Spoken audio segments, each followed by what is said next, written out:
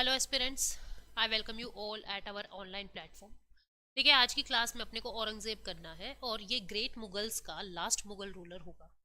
जैसे हमने क्या देखा था कि जो मुगल्स हैं वो दो तरीके से हमने बांटे थे।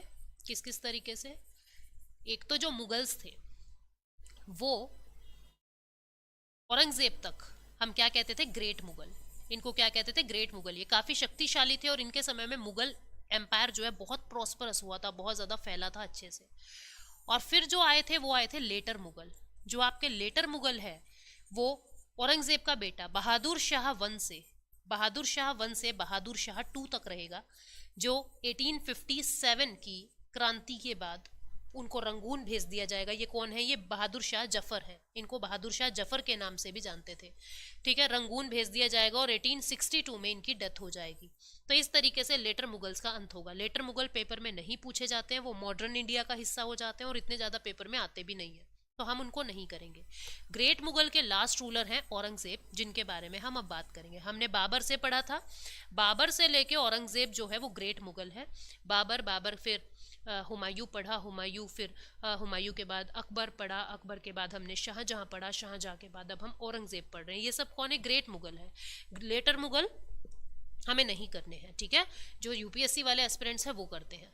औरंगजेब जो है लार्जेस्ट मुगल एम्पायर इसके समय में हुआ। मतलब ये वो है मुगल एम्पायर का राजा जिसने साउथ इंडिया तक पूरा कैप्चर कर लिया था। ठीक है, तो औरंगजेब का जो समय है, जो एम्पायर का समय है, वो 1658 से 1707 तक रहा। 1707 में इसकी डेथ होती है। इसका बर्थ कहाँ हुआ था? 1618 में इसका बर्थ हुआ था दोहद नियर उज्जैन। टाइटल क्या मिला इसे? आलमगीर। आलमगीर मतलब कंक्वर ऑफ वर्ल्ड, पूरे विश्व को जीतने वाला, पूरा विश्व विजेता। ठीक है, बहुत सिंपल था, साधु संतों की तरह रहता था और राजाओं की तरह गहने वहने, बहुत सारे कपड़े उपड़े ऐसे नहीं वो ऐसे लाद के रखता था। ठीक है, बहुत सिंपल था।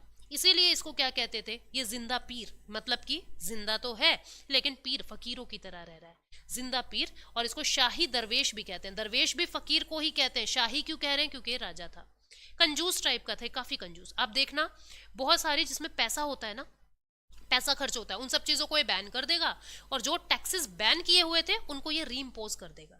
मतलब ये काफी ज्यादा कंजूस किस्म का आदमी है, बहुत कंजूस किस्म का आदमी है। ठीक है, तो आप यहाँ पे देखें कि इसकी जो शादी होती है वो प्रिंसेस ऑफ पर्शिया से इसकी शादी होती है 1637 में। 1637 में जो पर्शिया यानी ईरान की जो महारानी है उससे इसकी शादी होती है। उनका नाम था दिलरास बानो बेगम, जिसको रबिया बीबी भी कहते हैं।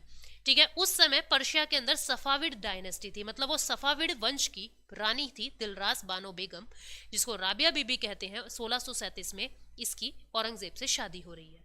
ठीक है, बीबी का मकबरा इन्होंने बनवाया था 1679 में। इवन इन्होंने तो जगह दे दी थी, इतना ज्यादा फंड इन्होंने दिया नहीं था बीबी का मकबरा बनवाने के लिए।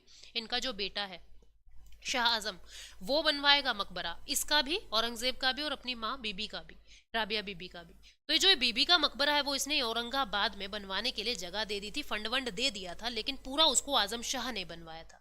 ठीक है, पूरा आजम शाह ने बनवाया था। जो ये औरंगाबाद में बीबी का मकबरा है वो ऐसा है, देख लीजिए, आपको लगेगा ताजमहल है but it is not Taj Mahal.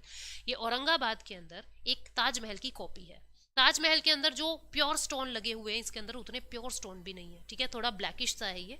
इसको बीबी का मकबरा कह रहे हैं, औरंगाबाद महाराष्ट्र के अंदर है। सेकंड ताजमहल के नाम से जानते हैं, ताजमहल ऑफ साउथ इंडिया के नाम से भी जानते हैं, ब्लैक ताजमहल के नाम से भी जानते हैं और पुअर मैन ताजमहल के नाम से भी इसको जानते हैं, गरीबी का ताजमहल भी इनको कहते हैं। तो ये आजम शाह ने इसको बनवाया था। औरंगजेब ने खुद का 2 बार ताजपोशी करवाई थी, 2 बार कोरोनेशन करवाया था, इस बात को याद रखोगे। लॉन्गेस्ट टेन्योर था औरंगजेब का। ये वो राजा है जो सबसे लंबे समय तक राजा बना रहा, 1658 से 1707। अकबर भी इतने लंबे समय तक नहीं था, औरंगजेब उससे ज्यादा समय तक था। भारत के अंदर ये पूरा इस्लाम को, मतलब कट्टर इस्लामिक था और ये सुन्नी इस्लाम था। शिया लोग क्या करते थे? मुहर्रम मनाते थे। आपको पता है ना, जो शिया लोगों का एक प्रॉफिट था उसकी मौत हो जाती है, हसन की मौत हो जाती है, मार दिया जाता है सुन्नी मुसलमान के द्वारा, तो वो लोग उसको डे ऑफ सोरो मनाते थे। शुरू में मैंने फर्स्ट वीडियो में बताया था, मुहर्रम कहते थे। ये एक सुन्नी मुसलमान था, इसने शिया लोगों का वो मुहर्रम भी बैन कर दिया था। ठीक है, और ये कट्टर इस्लाम था, तो ये पूरे भारत के अंदर इस्लामिक लॉज ही रखना चाहता था। कॉइन में से कलमा लिखवाना इसने छुड़वा दिया था। कलमा मैंने बताया था ना, इस्लाम की 5 पहचान, तो इसने कॉइन पे कलमा लिखवाना छुड़वा दिया था, महंगा पड़ रहा था। ठीक है, सुन्नी मुसलमान था और इसने शिया लोगों का मुहर्रम बैन करवा दिया था। होली फेस्टिवल इंडिया में जो मनता था 1665 में, इसने वो भी बैन करवा दिया। रिंग्स में यानी अंगूठियों में जो हिंदू के गॉड गॉडेस की फोटो होती है ना, ऐसे अब भी पहनते हैं, माता रानी, माता वैष्णो का, शिव जी का, हम अंगूठियां पहन लेते हैं, तो वो सब रिंग्स भी इसने बैन करवा दी थी। तुलादान सिस्टम को बैन करवा दिया था। राजा कुछ दान देता है तो वो तुलादान सिस्टम इसने बैन करवा दिया था, क्योंकि खर्चा लग रहा है, जहां पे खर्चा लगेगा उसको बैन करवा देगा। ये जरोखा सिस्टम को भी इसने बैन करा दिया। जरोखा सिस्टम क्या था? जिस दिन राजा का बर्थडे होगा वो पूरी प्रजा को एक खिड़की में से दर्शन देगा, यूं मान लीजिए उनसे रूबरू होगा कुछ सेकंड्स के लिए, उसको ही झरोखा कहते हैं, है ना, वो है ना अखियों के झरोखों से, तो बिल्कुल वैसा ही ये झरोखा सिस्टम था। इसने वो भी कहता है यार क्या फालतू की चीज जोड़ी हुई है, झरोखा जुरूखा हटा हुई है। म्यूजिक मुगल दरबार में इसने बैन कर दिया था, जबकि बहुत अच्छा वीणा बजाता था ये, लेकिन फिर भी इसने मुगल दरबार के अंदर म्यूजिक को बैन कर दिया था, क्योंकि म्यूजिशियन को कुछ पैसे देने पड़ जाते, है ना। पैबोज, सिजदा, नौरोज, इन सबको बैन कर दिया था। अब क्या तुम्हें याद है पैबोस क्या था? दंडवत प्रणाम करना राजा के सामने। पैबोस क्या था? फीट को टच कर, फीट्स को, राजा के फीट्स को किस करना, चूमना उनके पाँव को। सजदा क्या था? उनके सामने दंडवत प्रणाम करना। नौरोज इनका एक फेस्टिवल था, ये सब बैन कर दिया इसने। किसने शुरू की थी ये चीजें? बलबन ने शुरू की थी और इसने बैन कर दी। ठीक है, जजिया टैक्स फिर से लगा दिया, पैसा आ रहा है ना जजिया टैक्स से और पिलग्रिमेज टैक्स से, बोला और कोई धर्म फैलना ही नहीं चाहिए, तो जजिया और पिलग्रिम टैक्स यानी जो यात्रा पे, जो धार्मिक यात्राएं होती है उनके ऊपर टैक्स लगा दिया इसने फिर से, जिसको पहले हटा दिया था अकबर लोगों ने, इसने फिर से लगा दिया। ठीक है, लेकिन एक बात को याद रखना, मैक्सिमम हिंदू लोग किसके दरबार में थे? औरंगजेब के दरबार में ही मैक्सिमम हिंदू लोग थे। अकबर भूल के भी मत लिख देना, ठीक है। तो मैक्सिमम हिंदू लोग इसी के ही दरबार में थे। अब मराठाओं से इनकी बनती नहीं थी। आपको पता है, मैंने बताया था कब मराठा में और मुगलों में प्रॉब्लम शुरू हो गई थी, तो मराठा से इनकी बनती नहीं है। ठीक है, मराठा शिवाजी जो है 1664 में, उस समय मराठाओं के जो पेशवा है वो शिवाजी थे। शिवाजी सूरत जाते हैं और उस समय सूरत इसी के ही अंडर आता था, औरंगजेब के अंडर। शिवाजी ने सूरत लूट लिया, इसको बड़ा गुस्सा आया, हम मेरे एरिया को कैसे लूट लिया, एक तो वैसे बेचारा कंजूस आदमी और ऊपर से इसके एरिया को कोई लूट के चला जाए। तो इसने क्या किया, इसने ना पहले तो बहुत सारे लोग भेजे शिवाजी को मरवाने के लिए, शिवाजी बच गए, नहीं पीट सके, वो नहीं मर सके। फिर इन्होंने जयपुर के जो राजा है, क्या नाम था जिनका, जय सिंह, जयपुर के राजा को भेजा कि तुम शिवाजी को मजा चखा के आओ। ठीक है, शिवाजी को चारों तरफ से बुरी तरीके से आर्मी ने घेर लिया और शिवाजी को सरेंडर करना पड़ा। तो शिवाजी को मजबूर होकर ट्रीटी ऑफ पुरंदर साइन करनी पड़ी 1665 में। इंपॉर्टेंट है, पूछी जाती है, किस किस के बीच हुई? मराठा और मुगलों के बीच हुई ट्रीटी ऑफ पुरंदर, शिवाजी और औरंगजेब के बीच हुई 1665 में। इसके अंडर शिवाजी ने खुद को मुगलों के अंडर कबूल कर लिया था कि ठीक है, मानता हूं, मैं तुम्हारे अंडर हूं, तुम्हारे अंडर काम करूंगा। शिवाजी को फिर 1666 में आगरा भेज दिया गया जेल में, दीवाने खास में इनको बुलाया गया, दीवाने खास में, आम में नहीं, दीवाने खास में बुलाया आगरा के अंदर, और वहां पे इनको जेल में डाल दिया जाता है। लेकिन जैसे तैसे शिवाजी वहां से एस्केप कर लिए गए, वहां से भागने में कामयाब हो गए थे। औरंगजेब ने बहुत सारे मंदिरों को डिमोलिश कर दिया था, बहुत सारे मंदिरों को खराब कर दिया था, जैसे गुजरात का सोमनाथ मंदिर, वाराणसी का केशव राय और काशी विश्वनाथ मंदिर। ठीक है, 1675 में जो सिखों के 9th गुरु हैं, ये क्या कहता था, हर कोई इस्लाम में कन्वर्ट हो जाओ, इस्लाम को बहुत फैलाना चाहता था। जो सिखों के 9th गुरु, कौन? गुरु तेग बहादुर जी। उनको ये कहा इन्होंने कि तुम या तो इस्लाम को अपनाओ, नहीं तो तुम्हारा सिर कटवा देंगे। तो उन्होंने कहा इस्लाम तो नहीं अपनाएंगे, हम तो सिखों को ही मानेंगे और गुरु ग्रंथ साहिब जो है वो ही सब कुछ है। और तो उन्होंने इनकी बात नहीं मानी और कहा कटवाना है तो कटवा दीजिए, सिर कटवाने को तैयार है ना, सिर कटा सकते हैं लेकिन सिर झुका सकते नहीं। तो वही बात है कि 9th गुरु जो गुरु तेग बहादुर हैं, उन्होंने अपना सिर कटवा लिया था। और वहीं पे ही एक गुरुद्वारा है दिल्ली की चांदनी चौक में, क्या नाम है उस गुरुद्वारे का? शीशगंज साहिब। ये गुरु तेग बहादुर जी का जो सिर है वो यहीं काटा गया था, तो नाम क्या कह दिया? शीशगंज साहिब। ठीक है, जो 10वें गुरु हैं गुरु गोबिंद सिंह, जिनका जन्म पटना के अंदर हुआ 1699 में, पंजाब आनंदपुर में इन्होंने ही खालसा की स्थापना की थी।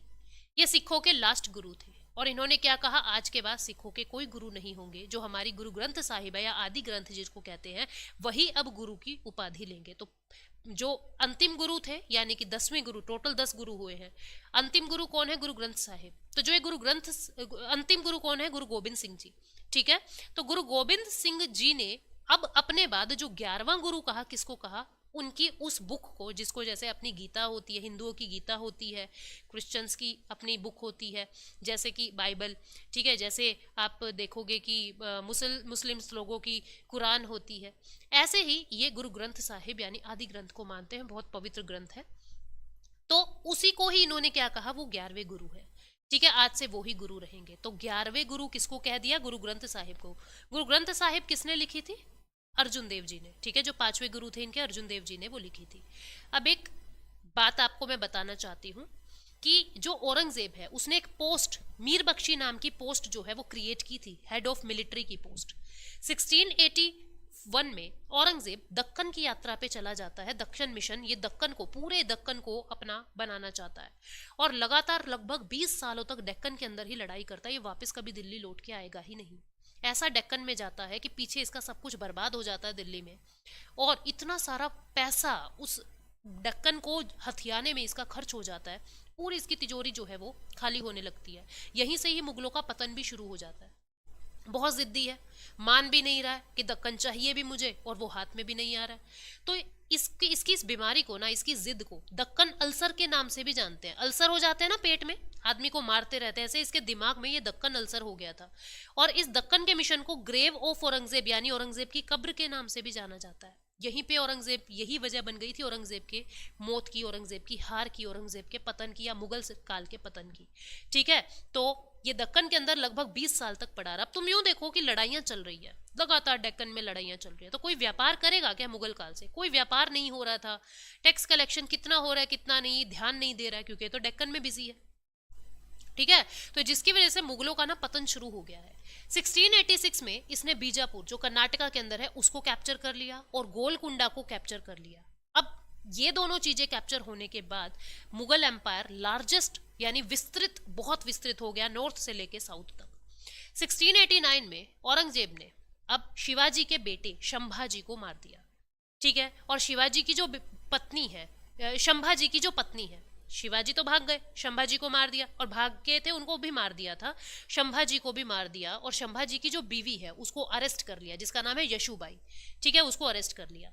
और जो इनका बेटा है शाहू जी, उसको भी अरेस्ट कर लिया। उसको बाद में लेटर मुगल में जाके छोड़ेंगे। शाहू जी को भी अरेस्ट कर लिया, शंभाजी को मार दिया, और शंभा के बेटे और पत्नी को अरेस्ट कर लिया। उन्होंने लाहौर में एक बादशाही मॉस्क बनवाया। किसने? औरंगजेब ने। औरंगजेब ने मोती मस्जिद बनवाया दिल्ली में। रेड फोर्ट था ना जो दिल्ली में, रेड फोर्ट किसने बनवाया था दिल्ली में? शाहजहां ने। ठीक है, दिल्ली का नाम रखा था ना उन्होंने शाहजहांबाद, वहां पे रेड फोर्ट बनवाया था। और उस रेड फोर्ट के अंदर इन्होंने मोती मस्जिद यानी कि पॉल मॉस्क बनवाई थी। अब आप कहोगे मैडम मोती मस्जिद तो शाहजहां ने भी बनवाई थी। उसने जो मोती मस्जिद बनवाई थी वो आगरा में बनवाई थी, याद रखोगे। ठीक है, और औरंगजेब जो है 1707 अहमदनगर में मर जाता है। इतनी फैक्ट्स आपको इसके याद रखने हैं। इसका जो टॉम्ब है वो भी औरंगाबाद में बनता है। बीबी का मकबरा था ना औरंगाबाद में, उसी के ही पास इसका भी टॉम्ब बनता है। कहाँ पे? खुलदाबाद में। ये भी इसका बेटा आजम शाह बनवाएगा। इसकी जो बायोग्राफी है, इसकी जो पूरी जिंदगी की कहानी है, वो आलमगीर नामा में लिखी हुई है। किसने लिखी? मिर्जा मोहम्मद काजिम ने। ठीक है, इसके बाद अब लेटर मुगल आ जाएंगे 1707 से 1857 तक, या मैं कह सकती हूँ 1862 तक, क्योंकि 1857 में बहादुर शाह जफर को कैद करके रंगून ले जाते हैं, और वहीं पे ही लगभग 5 साल बाद उनकी मृत्यु हो जाती है 1862 में, और मुगल काल खत्म। हालांकि खत्म तो 1857 से ही हो चुका था, लेकिन फिर भी जो इंसान बच जाता है वो भी 1862 में मर जाता है। बहादुर शाह 1 लेटर मुगल का पहला राजा। अब ये जितने भी राजा होंगे ना, ये बहुत कमजोर होंगे, कुछ कुछ महीनों के लिए ही राजा बनेंगे। जब जल्दी जल्दी राजा लोग बदल रहे हैं ना, तो वो भी इस बात को प्रूव करते हैं कि बंदे में दम नहीं है। आप देखो अकबर, औरंगजेब कितने कितने सालों तक, 40-40 सालों तक राज कर रहे हैं, यानी बहुत स्ट्रांग है। लेटर मुगल देखोगे 9 महीने, 10 महीने, 1 साल, 4 साल, बस इतने समय के लिए राज कर रहे हैं, यानी बहुत कमजोर है। तो जो लेटर मुगल है ये काफी कमजोर हो जाते हैं, और यहीं पे ही अब अंग्रेजों का आना जाना लगा रहेगा। अब उधर से पोर्टुगीज आने लगेंगे, ईस्ट इंडिया कंपनी आने लगेगी, डच लोग आने लगेंगे, ठीक है, और भारत के अंदर अब आधुनिक भारत की शुरुआत हो जाएगी।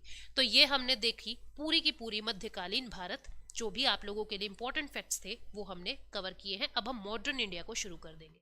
आई होप मेडिवल इंडिया आपने एंजॉय की, आपको समझ भी आ गई है। Thank you so much, take care, bye bye.